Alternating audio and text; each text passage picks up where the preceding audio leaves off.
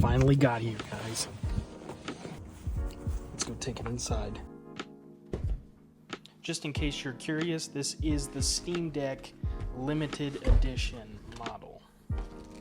Super excited about that.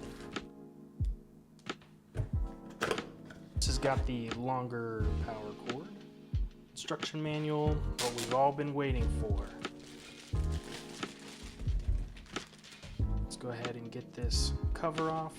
They've even got their signature tag on there. So we'll go ahead and cut this off, because I like to save mine.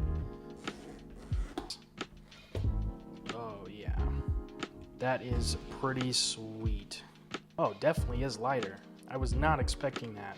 Some limited edition, I'm gonna call it Half-Life edition. Let's go ahead and turn this bad boy on. While that's booting up, we'll go ahead and look at what's in the package. Looks like we got the cleaning cloth like we did on the first model, just has the black on it. Here's the case. We can go ahead and remove this. Sweet. Still pretty bulky compared to some of the other ones, but this is definitely a lot better and easier to throw into a bag. All right, OLED Steam Deck.